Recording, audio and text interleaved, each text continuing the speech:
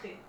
Ouais, je vais vous présenter deux jeux. Le petit été là et le livre de Toth que j'ai acheté récemment. Ces deux étés là, alors celui-là c'est un été là revisité et reproduit quelques années plus tard, en 1870. Il y a quelques cartes qui ont changé, donc pour cela je vous montrerai, je ferai un comparatif avec le grand été là, qui a été écrit par Jean-Baptiste Aguette, celui-là, enfin plutôt par son disciple. Et le petit été là de Jean-Baptiste Aguette. Donc on va commencer par le livre de Toth du tarot d'été là. Donc c'est un jeu de l'Oscarabeo. J'ai longtemps hésité, je pensais que c'était un fake, mais en fait pas du tout. Donc ils ont récupéré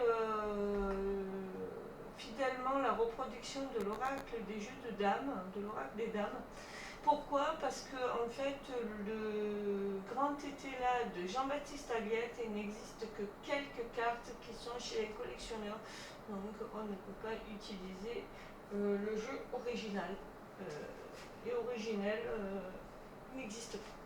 Enfin, il existe mais très morcelé. Il manque beaucoup de cartes. Donc je vais vous présenter le jeu. Donc c'est un jeu dans une toute box, très classique, hein, le Scarabeo, version toute box. Le rulebook est en plusieurs versions, en 5 langues, donc vous voyez pas beaucoup de choses à l'intérieur. Il y a quand même une chose qui est très importante et que j'ai bien aimé lire, c'est toute l'historique du jeu. Donc c'est ce qui m'a permis de vous expliquer sommairement ce que je viens de vous expliquer, hein, comme quoi c'était pas le jeu original, qu'on avait pris une réédition. Donc c'est la réédition, enfin c'est une réédition, c'est un jeu qui a été remanié par Do Doucet. Ouais.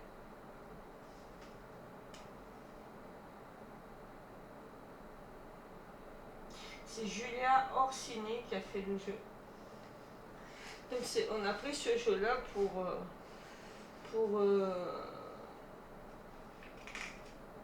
faire cette version du livre de Toth. Alors, pourquoi le livre de Toth? Parce que Etela avait écrit un livre explicatif sur le tarot qui disait que c'était le livre de Toth oublié qui a été créé en 2700 et des brouettes avant Jésus-Christ à Memphis, dans le temple de Amon, je crois. Et en fait, qu'on avait retrouvé le livre, qu'en fait c'était le tarot et que les personnages avaient changé, avaient été modifiés au fil des temps et que lui il avait remanié dans sa version originale. Il faut savoir que celle-là elle a été modifiée de version, donc on le verra après. Ah mais j'ai mal rangé. Il manque un lot de cartes. Qu'est-ce qui se passe? Qu'est-ce que j'ai foutu? Oh. Je vais mettre en poche parce qu'il y a un truc que je... Ah si, c'est bon. Oh mon dieu. Il me manquait tout le début du jeu. Donc le jeu, voilà comment il se compose. Les tranches sont neutres. Le dos est comme ceci, très joli dos. Et je vais vous montrer qu'il y a quand même des choses différentes entre le grand Etela qui a été lui écrit par le disciple d'Etela et donc plus contemporain à Etela. Hein. Le dos des cartes sont comme ceci. C'est le Grimaud, hein, la version Grimaud.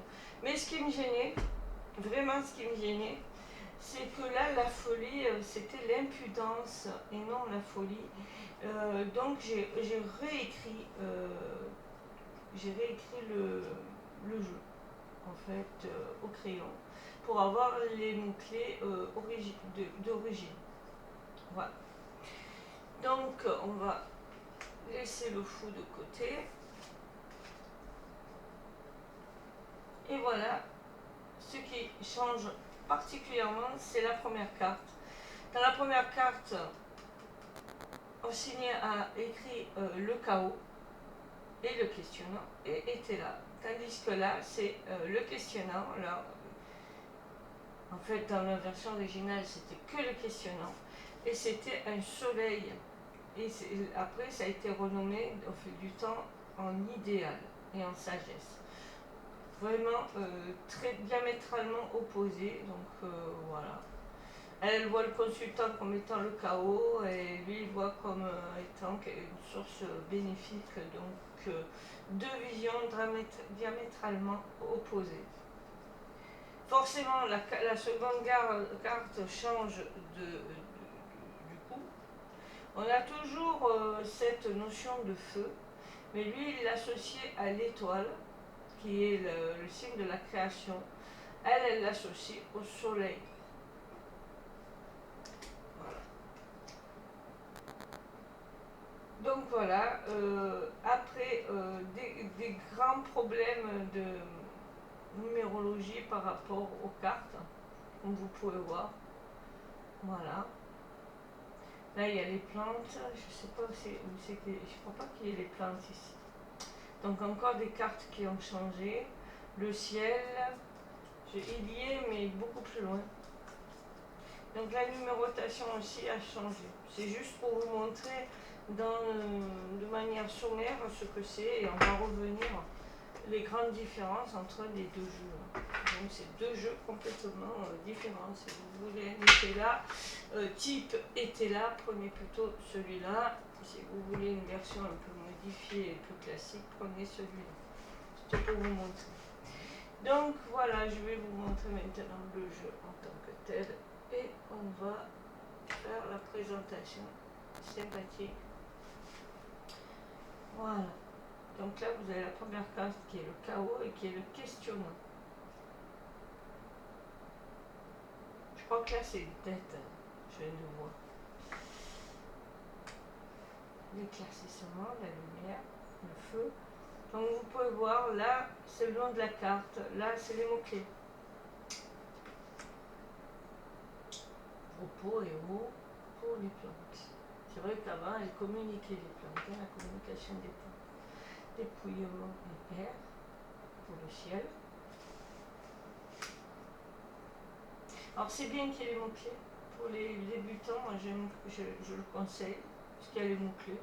Il suffit de suivre les mots-clés et de créer des phrases. Ça appuie la protection pour les oiseaux et les poissons. Était là le repos, la questionnante. Côté Ève. Elle est à l'envers. Alors c'est des cartes qui se lisent dans les deux sens, hein, parce que vous avez le mot-clé en retourné et à l'endroit. C'est pas forcément négatif ou positif. Hein. C'est seulement le sens inversé de la carte. Je l'ai utilisé, il parle bien. Il parle très bien. Enfin, il me parle très bien. J'aime bien ce côté classique, un peu poussiéreux là, des cartes. Alors là, je ne sais pas si... là, il y a marqué le magicien à la maladie. Il me semble que Etela n'utilise pas cette carte. On va regarder quand même.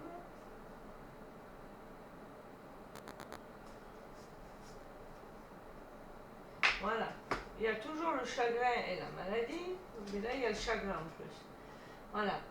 Pour lui, pour elle c'est le magicien, pour lui c'est le pape. Voilà, vous voyez. Il y a quelques quand même petites différences, mais on retrouve dans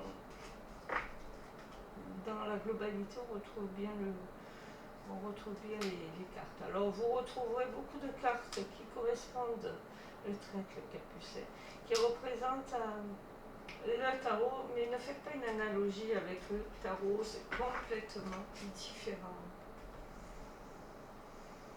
Voilà, misère, prison, c'est tellement autre chose dans le tarot. Ça peut être ça, hein, mais c'est pas que ça. La fortune, pour la roue de la fortune au tarot, bien sûr. Voilà, l'arrogance, dissension, distendu.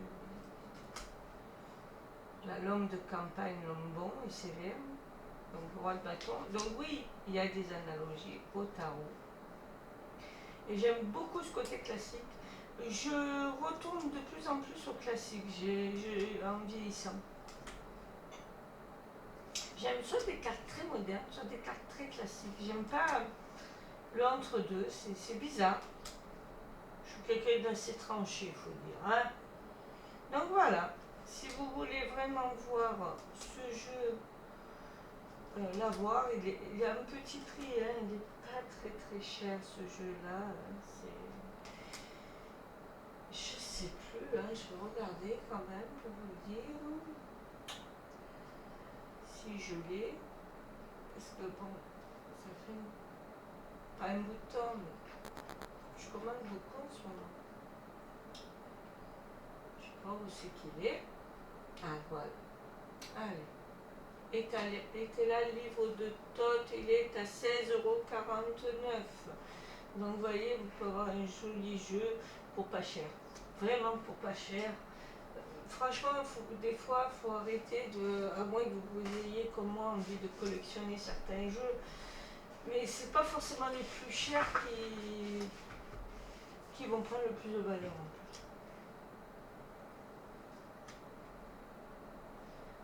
Le était là, qui est à peu près le même ordre de prix, l'ancienne version des années 80, il vaut énormément cher.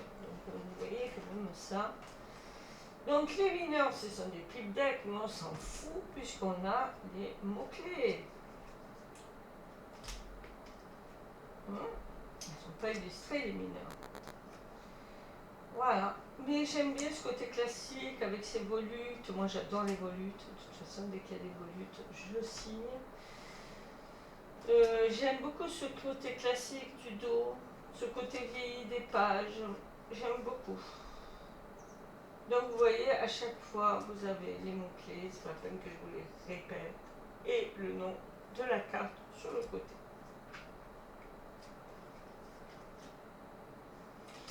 Et il me dit, ouais, mais c'est un tarot. Eh bien non, c'est pas vraiment un tarot. Il y a quand même le chaos, il y a quand même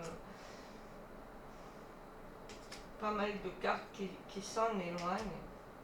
Alors celui-là fait plus tarot que le grand Tétéla Grinou.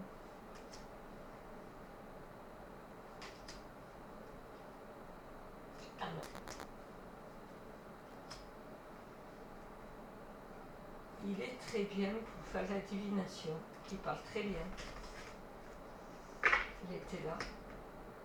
Il est très bien quand vous débutez en divination, parce qu'à la limite, moi je me dis, plutôt que de vous faire tirer les cartes, alors c'est vrai que pour soi, on a du mal à être...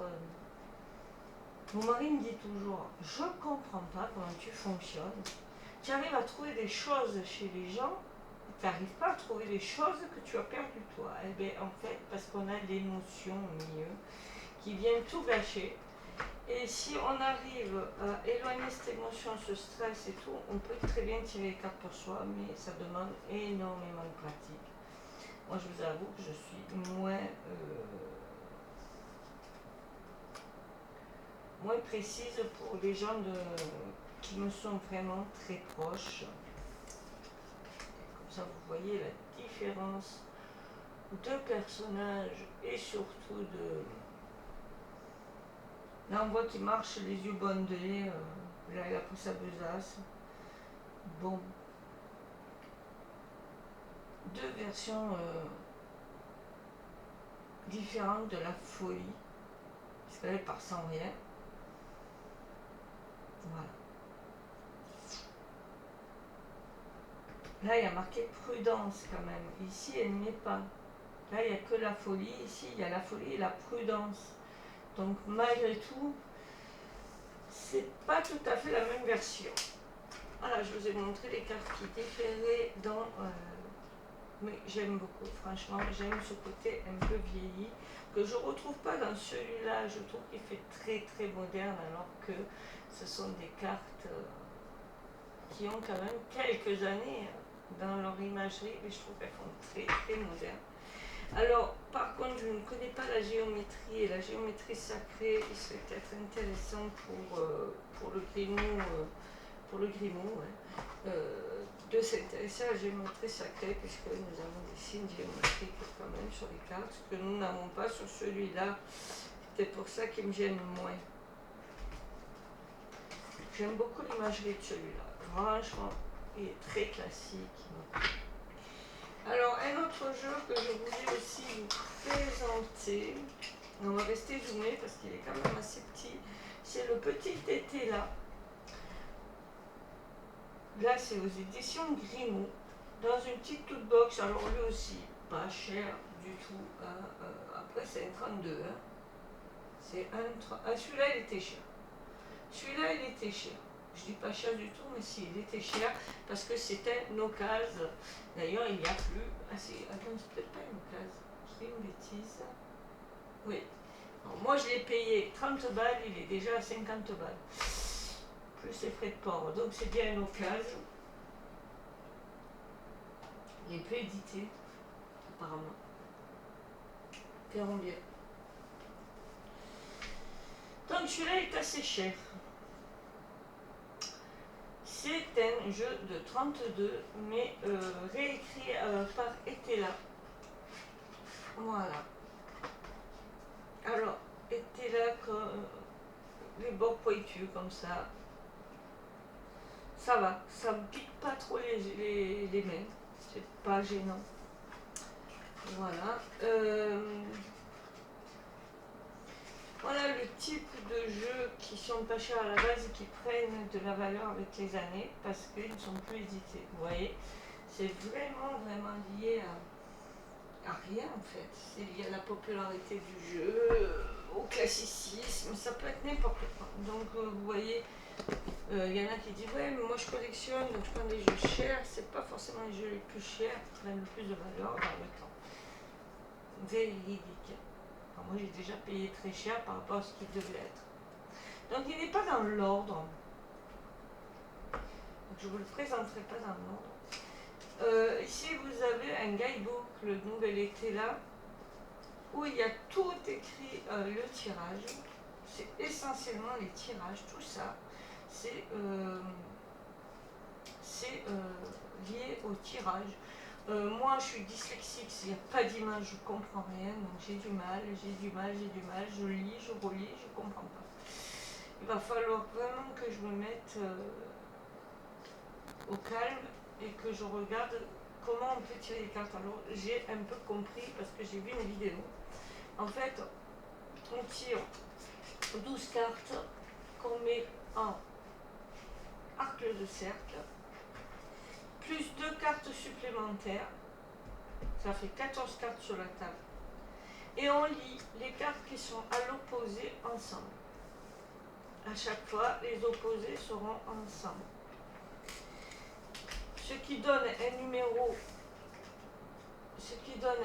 de carte. Donc vous avez ici le mot-clé, donc trahison et fleur. Donc trahison liée à la jalousie peut-être. Donc là on a, parce qu'il y a le mot à l'endroit et en reversé aussi.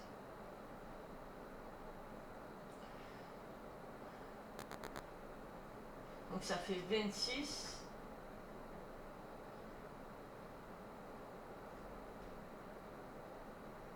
Si vous avez 25 ou si vous avez 11, c'est bon, c'est ça le repos, sinon c'est la chute. Si les numéros ne correspondent pas. La chute de l'humanité, ah ben super. Bon, c'est 2 cartes au hasard, hein. Vous ne pensez pas vous prendre le chou. Et après, si vous avez des cartes qui sont similaires, par exemple, on va faire, allez, les rois. Allez, on va dire qu'il y a 3 rois. Ils sont tous les 3 à l'endroit. Eh bien, l'endroit, c'est 3 rois à l'endroit.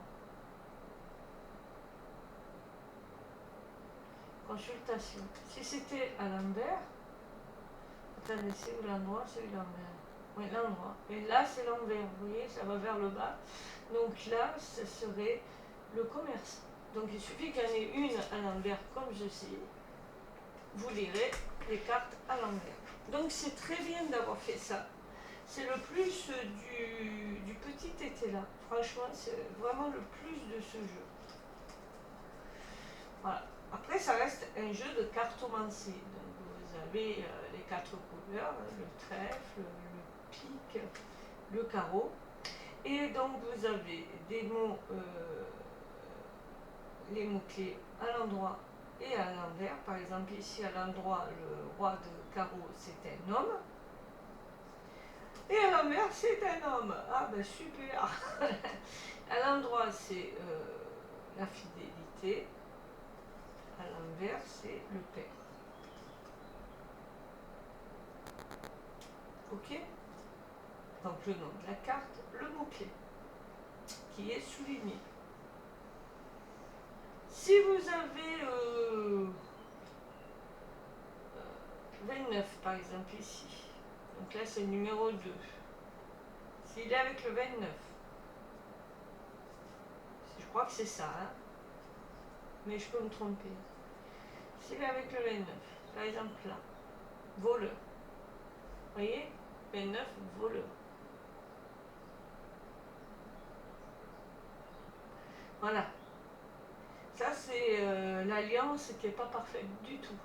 Donc là, ça veut dire qu'il y a un homme que vous croyez fidèle qui va vous voler. Vous voyez? C'est comme ça qu'il faut le lire, en fait, cet été-là, et il est très bien fait pour ça. Je vais vous laisser le regarder. C'est ça les annotations qu'il y a, hein, tout simplement. Vous avez,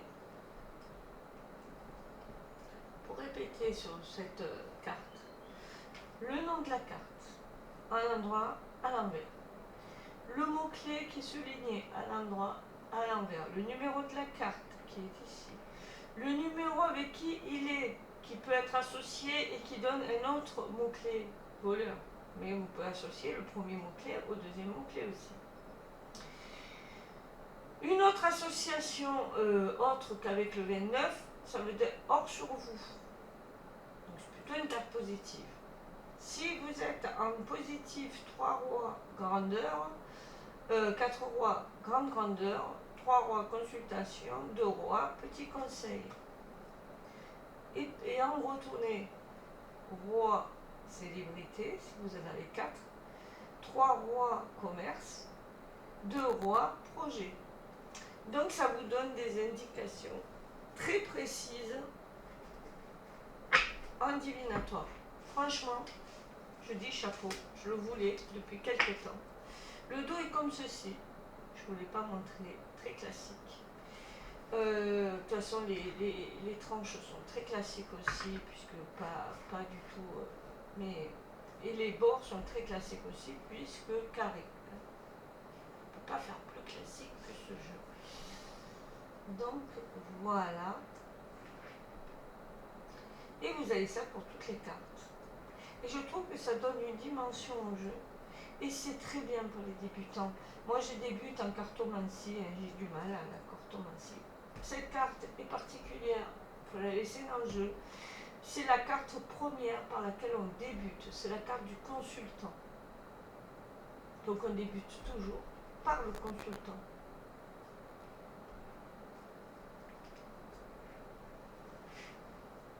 Donc j'aime beaucoup ce 32. Quand je serai habituée déjà au mot-clé là, j'irai plus loin. Alors peut-être que je me trompe, hein, c'est peut-être la vision d'été là et que ça n'a rien à voir avec un 32, mais j'ai besoin de ça, moi j'ai besoin des fois d'avoir des... Parce que ça ne me parle pas en intuitif, vous voyez. Là il faut connaître par cœur les mots. Je pense que je vais m'habituer. Voilà, avec ce jeu. Je pourrais vous les présenter les deux ensemble parce que vous voyez, ça va assez vite à présenter. Il n'y a pas 36 choses à dire dessus. Décrire la photo, ben non, c'est un jeu classique, quoi, vous voyez. Voilà. Alors il en existe hein, à la vente, mais ils sont à 50 balles. commencer, regardez, fouillez. Peut-être un jour vous en trouverez à pas cher. Comme j'ai fait pour un jeu que j'ai pris là sur l'Égypte, que j'ai voulu attendre et que j'ai bien fait. Il suffit de tomber une fois sur un jeu pas cher. Là, j'ai trouvé à 30 balles, j'ai dit ça va, je le prends. Je savais qu'il était beaucoup plus cher. Voilà. Donc, voilà le jeu. Si vous voulez, je peux vous faire en 3 cartes, mais vous n'aurez pas la constance du jeu. Donc, que dire? Allez, on va essayer, on va lire. Je vous le fais. Mais ça risque d'être compliqué, je ne peux pas vous le faire du type était là. Mais on va vous le faire en 2 cartes. Allez. Qu'est-ce que vous avez comme conseil en 2 cartes? Ah ben, c'est plus que 2 cartes. C'est un méga conseil, donc ça va être un peu plus long. Écoutez, on va faire comme ça.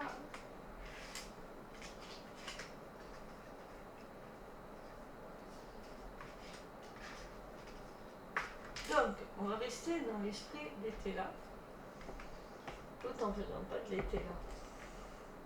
On va les lire comme ça, les cartes. Ok? Donc,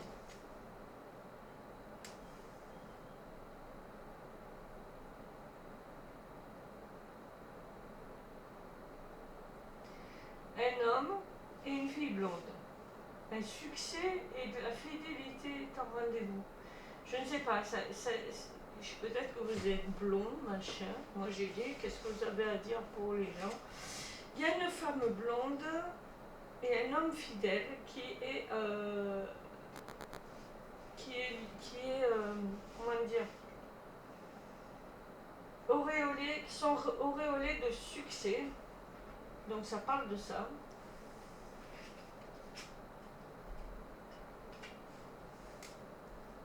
Un homme brun, la trahison. Ah, donc on a un homme et une femme blonde qui est dans le succès et un homme brun qui est en trahison. Par rapport à de la jalousie. Par rapport à un outrage qu'ils ont fait à l'humanité. Moi, je me dirais que c'est politique. Je pense qu'on parle de ça. Est-ce qu'il va y avoir des élections? On n'en sait rien. Donc un homme blanc qui va être en paix et dans le succès, en fait. Or sur vous. Parce que c'était dû.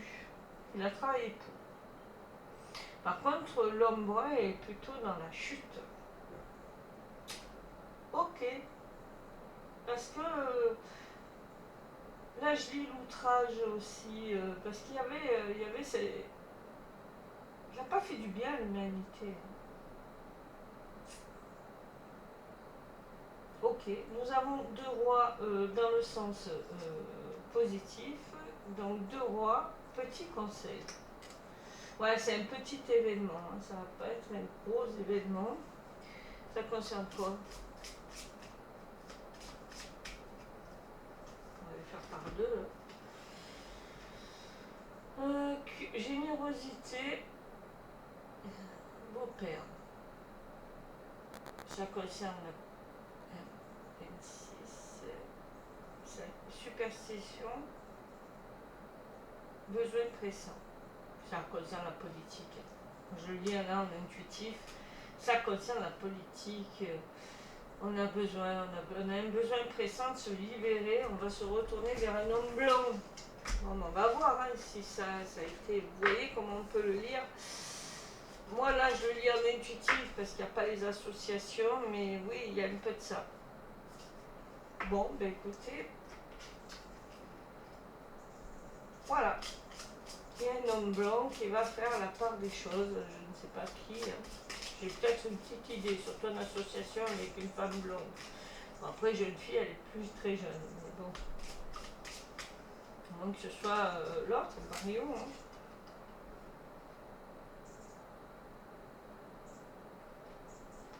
Ça marche. marqué noblesse, il y a marqué rancune. Donc, on verra bien. Voilà, bon, j'espère que ça vous a plu, cette présentation d'Etela, du petit Etela et du livre de Thoth. Je vous dis à la prochaine, je vous fais des milliers de bisous. Bye bye. Plein d'amour, ne vous inquiétez pas trop.